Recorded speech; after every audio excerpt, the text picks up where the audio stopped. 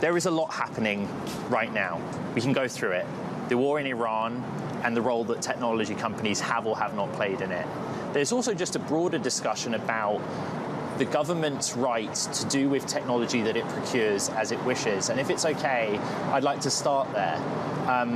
Palantir has a technology relationship with Anthropic, but it has a technology relationship with many of the frontier all the labs. Yeah. And actually, Alex Karp, the CEO, has been relatively clear on what the company's position is. But it's our first opportunity to talk to you. And so I just asked if you'd reflect on what happened and how Palantir is approaching its choice of technology partner in light of that. Well, I think what we want to do, our thesis from the beginning has been that this is a form of commodity cognition, that actually you're going to have multiple LM providers. There's going to be a little bit of a horse race, who's better, when they're better. You're going to need the infrastructure to evaluate which models you should be using and which use cases when, and that's going to be a moving target. You don't make that determination once, it's going to be ongoing. So in our context, even in the work that we do with the government, switching even a very complicated, sophisticated set of workflows, that's order of weeks worth of work. That's part of the value proposition of what we're doing. And the integration of this stuff to derive economic value is where we're very focused. I think in the present moment, we were talking a little bit off camera about the kind of AI doomerism that sees the country. I think a lot of that is a consequence of who we're listening to about AI. These revolutions, technology revolution in general, they're tools-driven revolutions, not concept-driven revolutions. Galileo did not invent the telescope. He used the telescope to discover the planets and planetary motion. The power loom, the personal computer, the microscope, the implications of these inventions on humanity were not determined or even predicted by the inventors. They were determined by those who wielded the technology itself. So the people, the inventors of AI are geniuses. They're national treasures. But it doesn't actually mean they're right about the implications it's going to have. The people who I think have really interesting opinions are the frontline factory workers, the ICU nurses, the people whose jobs are actually being changed by it.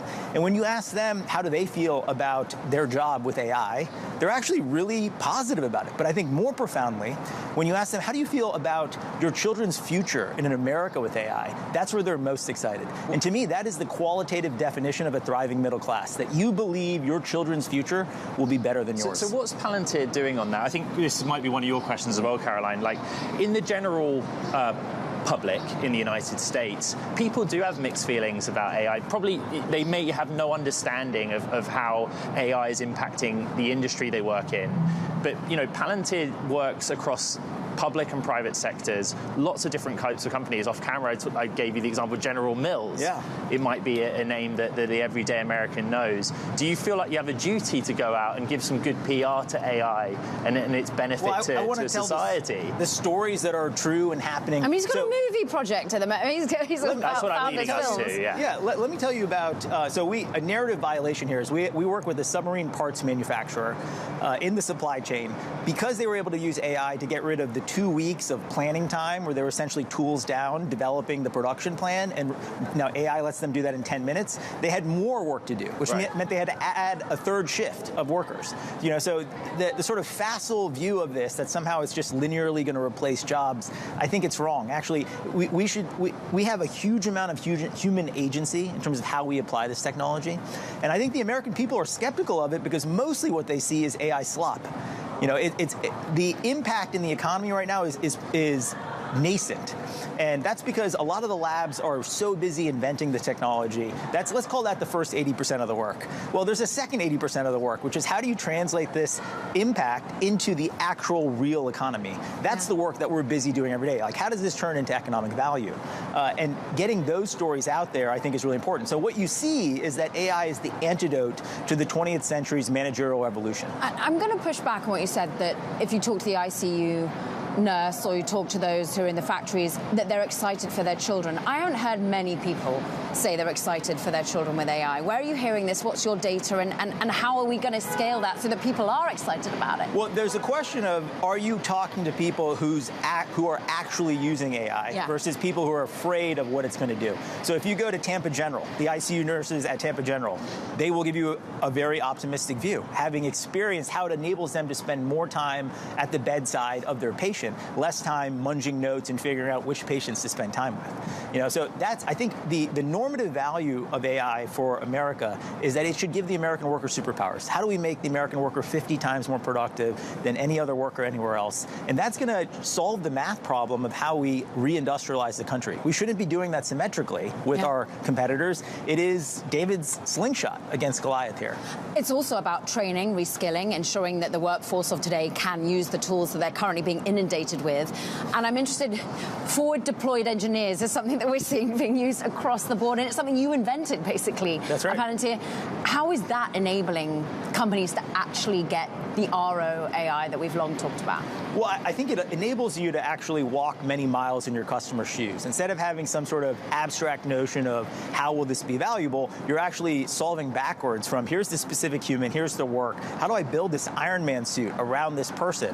And what am I learning as a consequence of doing that? What sort of harnesses are we going to need? How do we add more value? What is missing from here? To the point of the antidote to the managerial revolution, some of the most compelling AI application developers that I'm seeing are actually in the military. These are green suiters, uniformed service members without formal computer science degrees. Yeah. And what you're seeing is, in general, AI is empowering the vocational worker, empowering the person with specific knowledge as opposed to just general skills. And I was, as someone who's worked with the military for 20 years, I was asking myself the question, like, where do these people come from? And I came to the obvious conclusion, like, they've always been here. But 10 years ago, what would they have done? Make a PowerPoint slide, try to convince someone else in some program office somewhere their idea was any good? No, they're too smart for that. They know that they would have kind of just been shut down. Instead, they go off in a corner for a week, they build it themselves, and now you're arguing about an empirical reality. So it's very exciting to see the kind of best ideas from the frontline people have an opportunity to really succeed and transform these businesses. Shyam, I appreciate that point. As you know, Alex Karp and I have done battle over the PowerPoint presentation in the past, and he's made his views on that very known. What I think would be very useful in this moment in time is to explain how either specifically the work that Palantir is doing or just industry in general and how it's changing the battlefield. There is a war in Iran. And there was reporting about the planning of that and the America's ability to move quickly.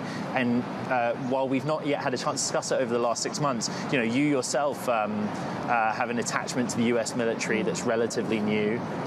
Just reflect on that, please. Yeah, I think obviously current operations are ongoing, but I think people will reflect back and say this is the first large-scale combat operation that was really driven, enhanced, made substantially more productive with technology, with AI. Yes. And the word targeting, I think, to the lay public has some sort of connotation. It sounds like someone's shooting, but it's actually a very bureaucratic, large-scale, doctrinal process. So if you thought about that like any, I have a value chain to manage, I have a production process to manage, I have a targeting process to manage, being able to accelerate that. So if you think about Gulf War Gulf War II, sorry. Gulf War II, we did about 1,000 targets. It was 6 months of planning for roughly 50 to 100 people.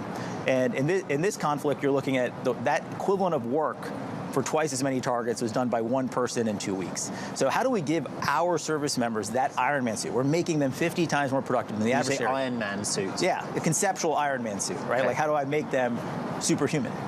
And this is a realization of the third offset strategy. The first offset was nuclear weapons. Second offset was precision-guided munitions. We don't want to engage symmetrically with the Soviets. Like every missile they have, we need to have a missile. No, we're going to have more precise missiles. So we'll need less of them as a consequence. Don't forget, in World War II, only 6% of bombs dropped hit their target. But this is very asymmetric right now.